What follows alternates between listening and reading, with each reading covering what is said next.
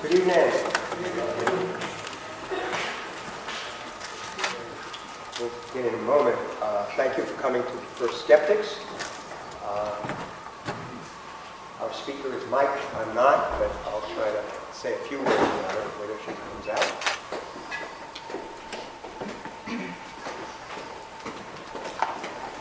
Our speaker tonight is Alison Wright, a world-class documentary photographer who tries to capture people and cultures through the prism of human rights issues. She's been lauded by all sorts of organizations, won a Lowell Thomas Award, won a Dorothea Land Award, and of course I mentioned that she was named by National Geographic the Traveler of the Year in 2013. She has books on both photography and on a memoir about her own travail, getting healthy after an accident in Laos.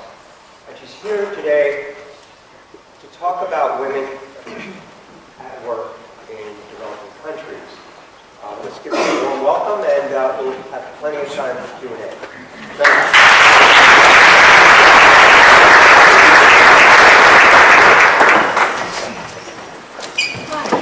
Can everybody hear me okay? Thank you for coming and for being invited back. I'm really thrilled to be here again. And so if anybody's seen me speak before, you know that I've really kind of traveled the world. And I work with a number of magazines. I published 13 books. And my latest body of work is really looking at this idea of the global empowerment of women working around the world, and especially in developing countries. So, first I want to introduce you to my mom.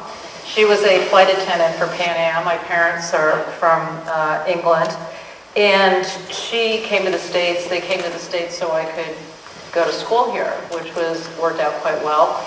And this is how she saw the world. And this is pretty much how I see it, to her dismay. And I have started really in high school. I really love taking photos. When I traveled with my parents quite a bit, I got my first little point and shoot when I was 10 years old. And then in high school, began working for the school newspaper and the yearbook. And we really had no photo classes. There was no opportunity for me to learn how to be a photographer.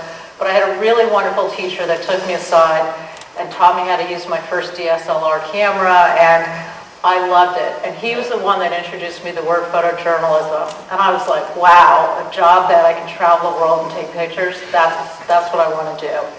So that's why I often speak at schools, because that was such a turning point for me.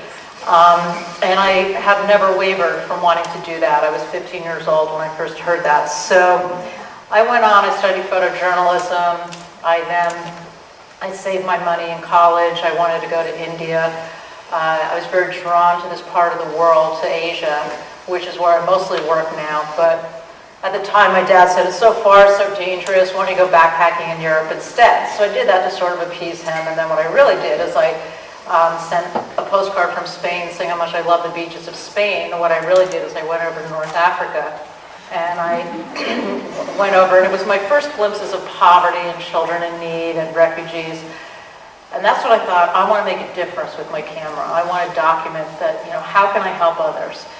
So then I went over to Spain, I went over to Greece. I had someone mail postcards from Greece saying how much I love the beaches of Greece. And then what I really did is I went over to the Middle East, and I hitchhiked all around the Middle East. And I lived with Bedouins in the Sinai, I went to Egypt, I worked on kibbutz in Israel. I hitchhiked into Beirut when they bombed the American embassy, and I was 20 years old. I was fearless, and I got caught. I got held in military camp and all this. So I came back, and then I went to. I then lived out my parallel dreams. I went to Australia. I lived in the outback, and so I ended up spending a couple years working around there. So by the time I got back to California, where I'm from, I showed my images to a newspaper, and I asked the editor, do you think I have a chance of doing anything with this? And to my surprise, she hired me on the spot. And this was in San Diego, and I ended up living there working on this paper for a few years, back when there actually were newspapers. But I kind of really loved it. I learned a lot, but I loved it because I had this developing country right in my backyard with Mexico. So I'm a huge proponent of doing your own personal projects. I was really into this idea of children's rights, and so I was photographing a lot of border stories and issues with children. But I one day was looking through this magazine. I saw these beautiful doe-eyed children in India, and I thought, oh, I'm 24 years old, I'm so old, I'm never going to get there. So I called the photographer, and he said, you know, I work for UNICEF. He said, you know, if you're ever in New York, come by and show me your portfolio. So I bought a plane ticket, because I'm always jumping on every opportunity. Bought a plane ticket, went there the following week, and he offered me a job in Nepal, a 3-week assignment. So this is actually me covering the revolution. I've been tear gassed. This was the overthrow of the government. I ended up going to Nepal, fell in love with it. It was supposed to be a 3-week assignment. I didn't leave for more than 4 years. And then I continued to keep a house there, and I went back, and so I lived there for many years. And so I was very into the political situation, and I got very into the Tibetan refugee situation, and then that became the basis. I went back to grad school. I got my master's degree in visual anthropology, which is studying culture through photography and film. With this body of work of the Tibetan refugees, I had documented the Tibetan diaspora in all its capacity. And so that became my first book, The Spirit of Tibet. Through that, I met the Dalai Lama. I spent 15 years traveling with him. That became my next book, A Simple Monk.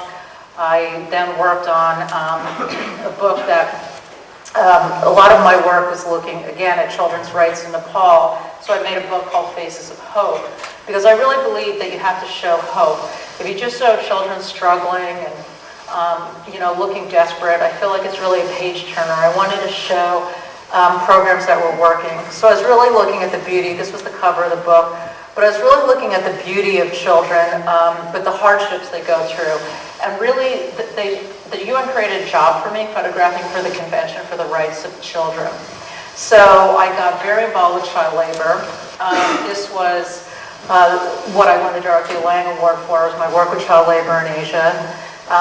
Children's rights to health, children's rights to clean water, children's rights to religion. So some of you who heard me speak before know that as I was working on this project, I got in a very bad bus accident in Laos and nearly lost my life there.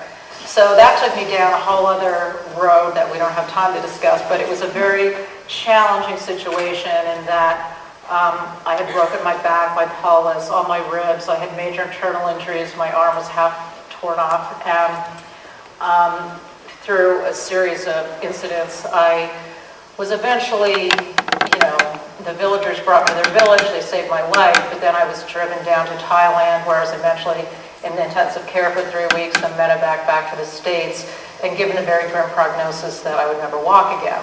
So that was about 2 years of recovering and 30 surgeries. And so I wrote a book about my experience of not only surviving, but getting my life back. It wasn't, these doctors gave me a very clear prognosis I would never walk again.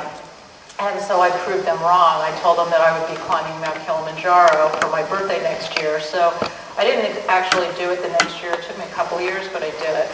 So I'm just giving you a bit of that background because I wrote this memoir that actually did quite well, and so I now moved to New York City.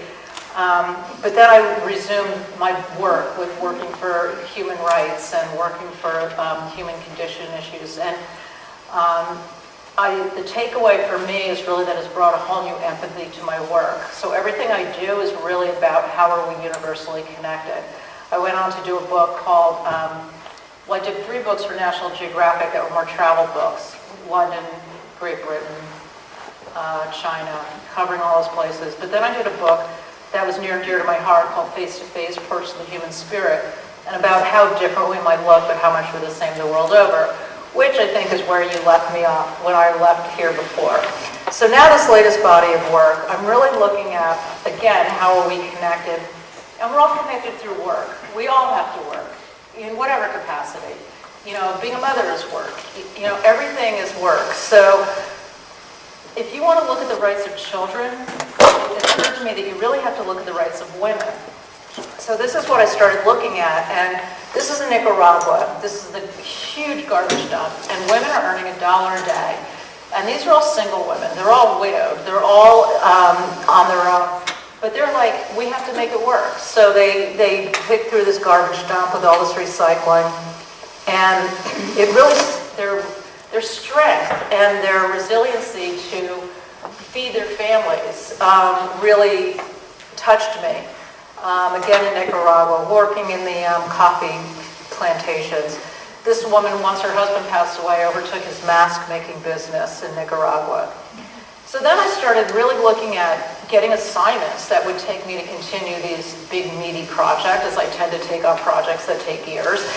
And so a lot of the nonprofits were getting me into accessibility, into layers of places. I didn't want just people toiling in the fields, but I wanted backstory. So what was interesting to me, I spent most of last year in Africa. And here in Rwanda, looking at, well, actually in all places of Africa, but women that are starting to work in co-op situations, women that aren't just running kitchen gardens, meaning that they're running gardens to feed their own families, they're looking for ways to create business. So they work in co-ops together. They learn how can they make bigger, better crops, how can they sell. And then either they can sell themselves or they can partner with other women and sell them together in a co-op situation. So when they can either work the fields together or they can work them alone. They can sell have the whole area and sell things together. This is in Sierra Leone. And these women have overtaken the swamp. And they've, have planted chilies. So by working together in numbers, they see that there's something that will be powerful to them. In Tanzania, mobile money, this way that they pay money over the phone, has really transported and helped them grow. One of the nonprofits I photographed, they were giving chickens to women. And they each have to make their own chicken coop, but they learn how to take care of the chickens. And they were telling me from the eggs that they sell, or the chickens that they sell at the end of the year, they've been able to send their children to school. So it's very empowering, and their husbands like them better. And what's interesting to me too, like here in Rwanda, where they earn a penny a brick, this is a brick maker, how are they incorporating families? And I feel like there's been a really interesting look in our culture that we have something to learn from these cultures, because our mothers would go out, or I should say like my mother, her generation, were really the breakthrough generation of women getting out of the house and working. But then, how do you balance the family? How do you balance all of that? In South Sudan, it's the newest country in the world, so they don't even have agriculture yet. So they raise goats. Here they're given goats to raise. This is in Liberia. A woman here, she's making $40 a month approximately, selling mangoes, going around, selling mangoes, balancing them on her head. This woman got a small microloan. Microloans are changing the world. A lot of these nonprofits can go in, women can borrow a little bit of money, and they can grow so much with that. This woman makes about $100 a month from this little shop that she set up. This woman makes over $400 a month. She's been able to grow enough importing plastics that she can sell these in the market in Liberia. Is that me doing that? Maybe I'm rubbing mic. So with the microloans, the women have to pay the loans back. So they come in person and I can't turn. So this also creates a sense of community. So the women come back, they pay the loans, and if one of the women can't pay the loan, then the other women will help her, which is such a great support. So, that's in Tanzania, this is in Liberia.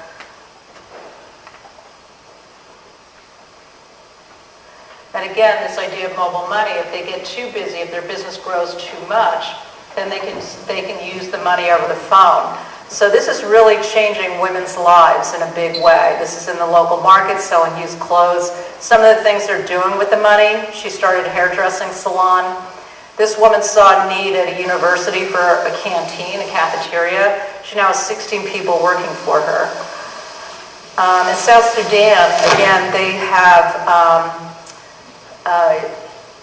this idea that they want to be home taking care of their children. So sewing is a big industry. They're given a sewing machine and then they can make clothes. Here in Rwanda, they've gone on the next level. The clothing's made for export, so you can see the difference in how they're working there.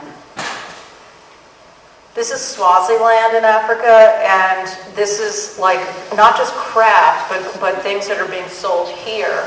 So they can work in their home, or they work in this is a place called Gone Rural, and they make these things for export. And again, this has created a sense of community for them.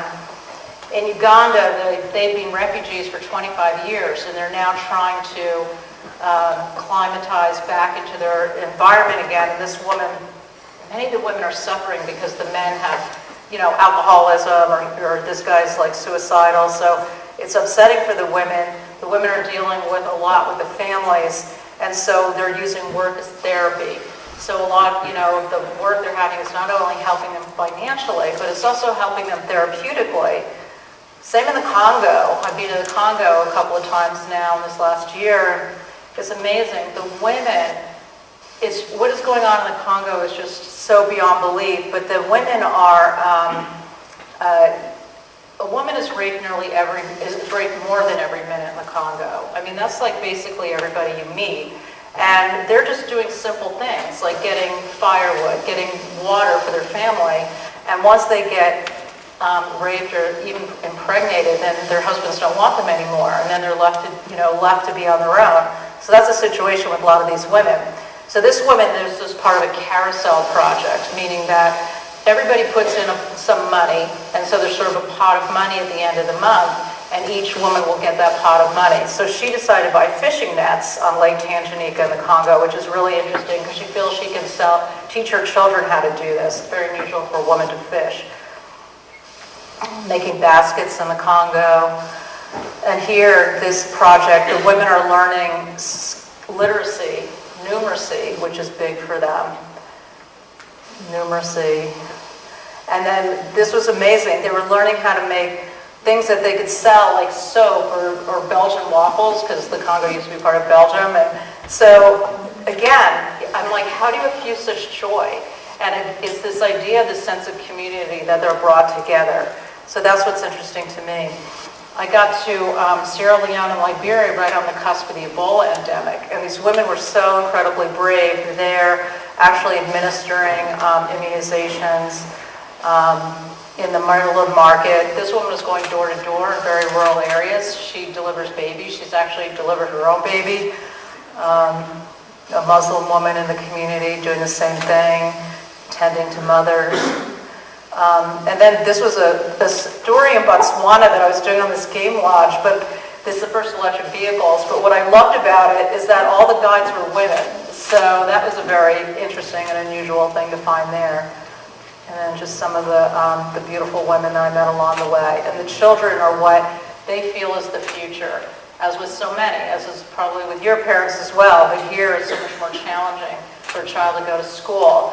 So this is, they got some sponsorship here in the slum of Tanzania. Here in South Sudan, it's one of the first things they started was a school, and still in South Sudan, Liberia, and this is the future. So I'm carrying this project now. I just got back from Burma and Thailand, and this is these migrant workers that I found working. They're Burmese, but they've had their passports taken, all their money. So they're living as not even refugee status, migrants in northern Thailand. And the men are sent out on these rickety old fishing boats to get fish, but then the women, are back working on them. They give about 40 cents a bag for beheading these fish. In Mongolia, where the women they're milking the camels and living out in the flats. In Tibet, the women are very hard workers, part of the culture there. Argentina, the women gauchos. This is in Bettles, Alaska.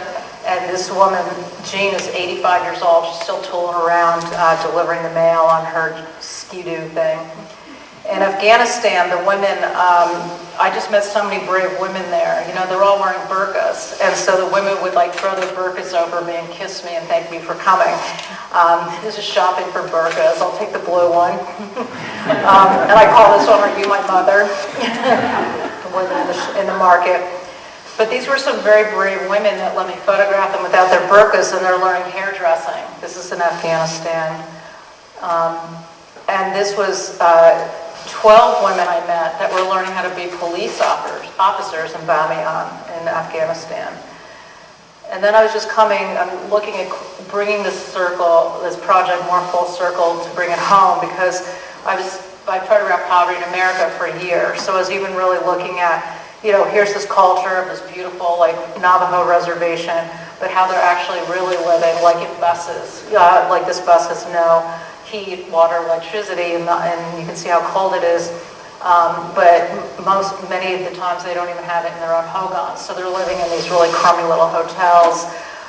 This is a very simple hogan. This woman lives in the Indian reservation. Food banks, 700 to 800 cars a day go through these food banks. This is in Ohio. That's such a huge amount of people that would not eat if they didn't have accessibility to these food banks. You know, women are really struggling to meet their family's requirements simply, you know, often like $4.25 an hour. Migrant workers in Texas, saying they'll run in water, trying to care for their families. Mississippi, I went around 2,000 miles around the Mississippi Delta, and there were like 16 people living to a trailer. Whoops. Oh, that'll go back. Nope. Living in the car. And the kids just had so many social issues because they weren't getting the right food. Even the social workers were giving them McDonald's coupons. There were a lot of sugar, really having behavioral problems. So I do a lot of post-disaster conflict work. I was covering Haiti and the, you know, tsunami, and most recently the earthquake in Nepal. And when I wrote my book after surviving this accident, it inspired me to start my own nonprofit. My nonprofit is called Faces of Hope. And the first thing I did with that nonprofit, it helps women and children through education and healthcare. But the first thing I did was go down back to that little place in Laos where I got my accident, and I started a clinic I brought 5 American doctors and $10,000 worth of medical supplies. So for me, it's very important to give back in these situations that I go and photograph, to combine photography and philanthropy, because I hope that making a photo will make a difference, but then why not me? So I've been able to raise thousands of dollars for tents for Haiti, send kids to school in Africa, India, and then I brought many tents for Nepal, because this place is so close to my heart. But this is, again, so many of the women are not only having to go further for water now and to take care of the kids, but they're doing so much of the recovery and cleanup. And then a good friend of mine I was just in Nepal doing a big story on these girls that were sold into bonded labor, and it's a very big problem in Western Nepal. And my friend is she single-handedly stamped this out by giving piglets to the families, so they sell a piglet at the end of the year instead of the little girl, which is a sad statement about what a girl is worth. So I've been following this story for more than 10 years, maybe 15 years at this point, but I just went back and I looked at what are these girls doing now and how they're working and how they're back incorporated. And it was really interesting to see how girls are sold as piglets now run piglet farms or something. So that's really interesting. So anyway, I just wanted to show you that latest body of work. I'm opening this show in New York this week, so I'm pretty excited about that. If anybody wants to follow me on any of this social media, but I really want to hear some questions from you guys. So maybe we could turn the lights up, please. Thanks.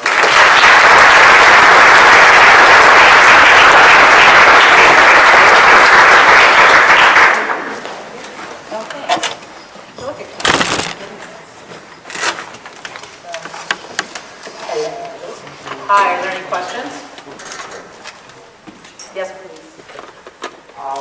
You talked about women, and there was steps you think you can take to help them. What can you do? I'm sorry, say that again? I think they need a mic or something, because I'm not going to be able to hear. Or someone can repeat the question. Okay. Terrible at hearing questions. Oh, okay. You stand up and go. Go ahead. Because you talk about a lot of women in different countries, and what do you think we can do here to help them? What do I think we can do to help them? Sorry. Well, I think awareness is the first step. I think it's really important to be just aware at this point, because I really think that women are going to, help themselves. I think in some of the cultures it's difficult because you're overcoming cultural boundaries and challenges, and I think that's really important. Education is huge. It's interesting, I saw, some of them going in that teaching men how they should treat women. And that's part of the battle right there, because a lot of these men don't even respect the women. Like this guy was just saying in Africa at one of these meetings, he was like, wow, I really just learned what my wife is worth. He said, I really considered her an insect. And they really do, so it's really hard for us to imagine, but that's the mentality that they're having to deal with in many of these countries. So,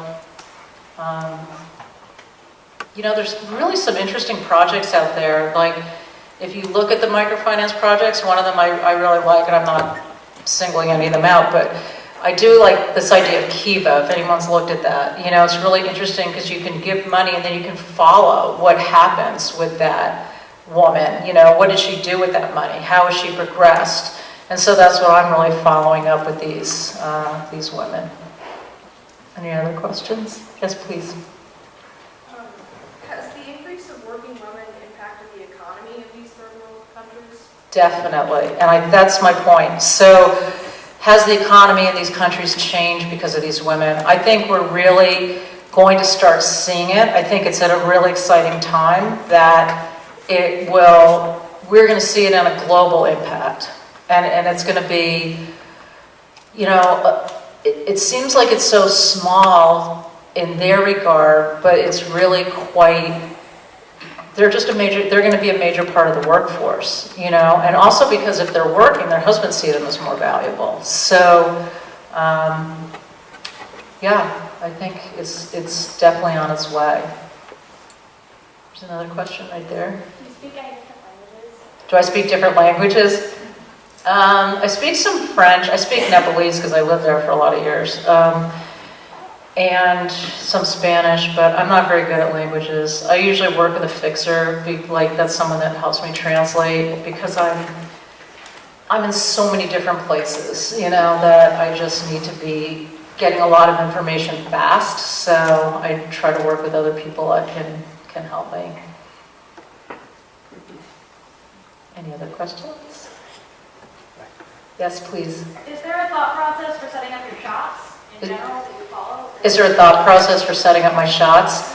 I kind of let the women do, what they're doing and let it unfold, but, I'm definitely about good light, good pictures, what's going to be strong.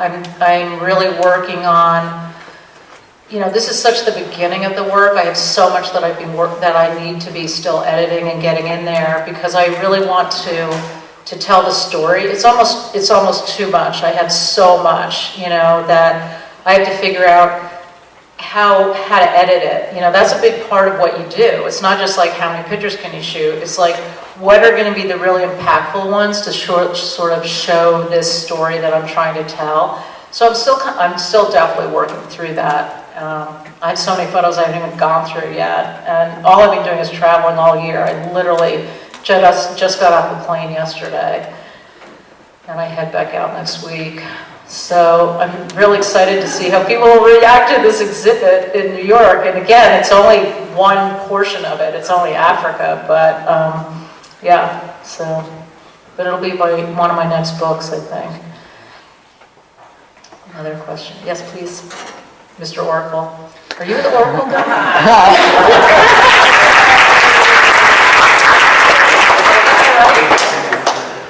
You signed this thing.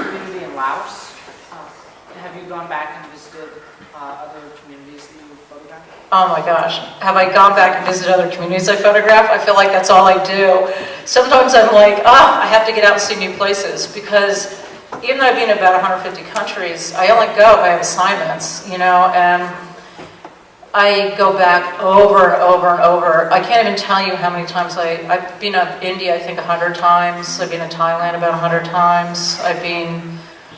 Nepal I go to, you know, for years at a time.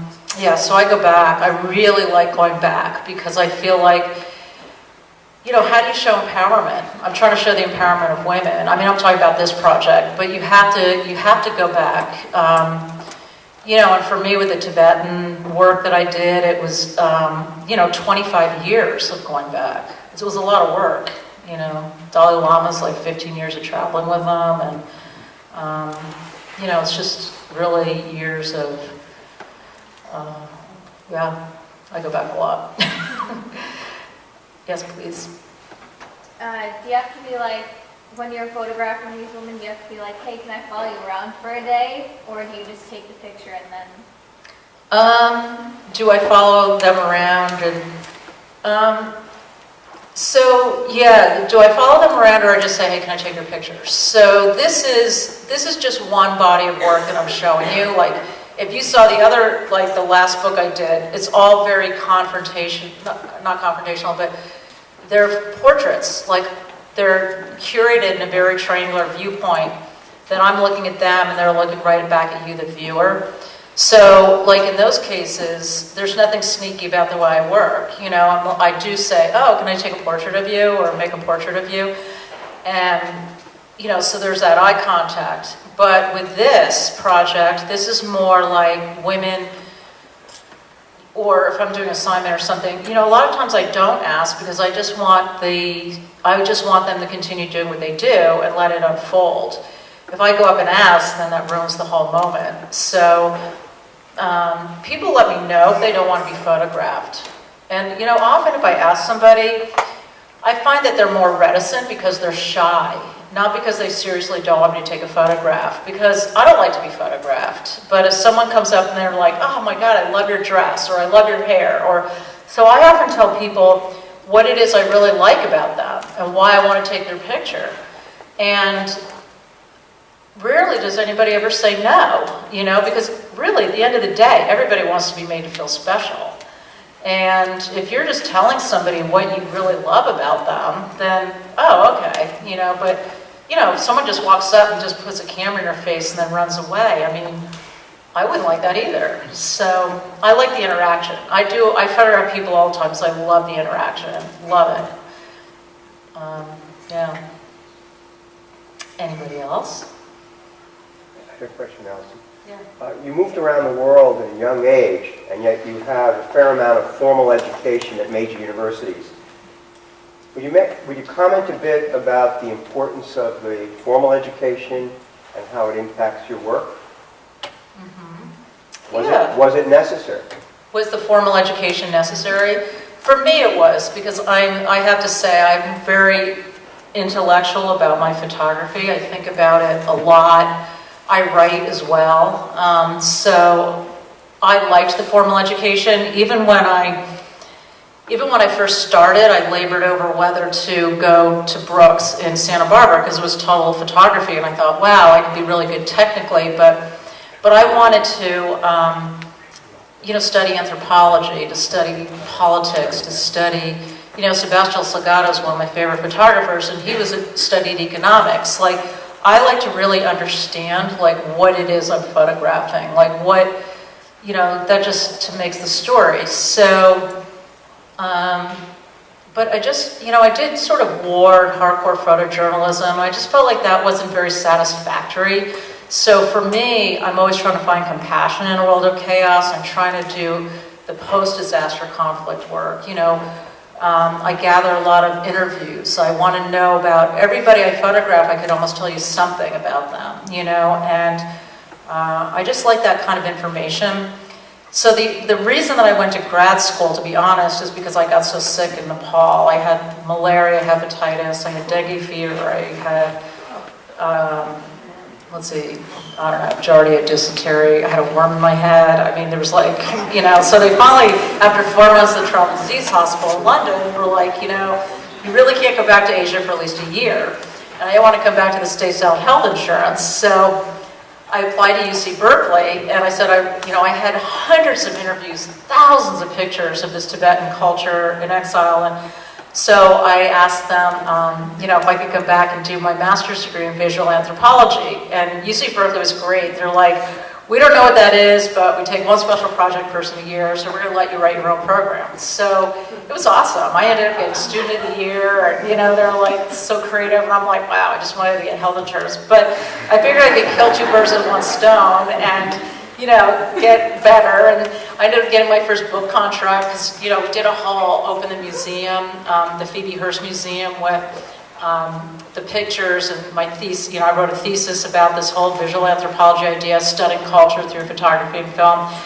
But I think, for me, it's a great question because it's how you use your education. It's what you put into it. It's not what they're giving you, it's what are you getting from it. So I wouldn't tell anybody they need to go to a master's degree in this because, frankly, I would need that to teach. I don't even know that I ever wanted to teach, but it's more that I was able to utilize it to help me to cull my ideas and to get more educated about how to tell the stories I want to tell and how to, if you want to be a photographer, you have to really be able to articulate about your work. It's just, you have to know how to grant write. You have to know how to write in general.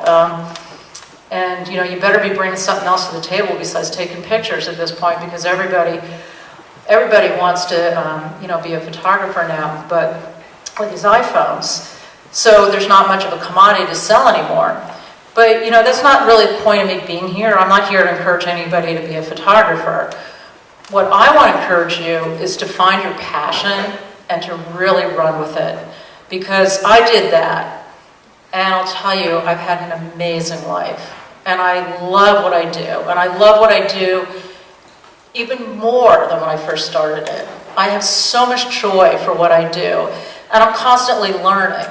And that's a really wonderful thing. Not a lot of people can say that. So if that's anything I could say to anybody is like, looking back on, with advice, is just, find your passion. And that's where you're going to really shine in your life because people can see that. Even if you like making photographs, photograph what you're passionate about. So for me, I just love people. And it's like an excuse to get into their lives. But, yeah. Okay. Yeah, sorry, I feel like I've gone on. No. We didn't bore you. Fine. There are a lot of Tuesdays ahead of us till May, and I can't imagine a better way to start with this wonderful talk. I think if you do follow Alison's path, you might drive your parents crazy, but, Yes. but be a little safer about it. But let's thank Alison for being a wonderful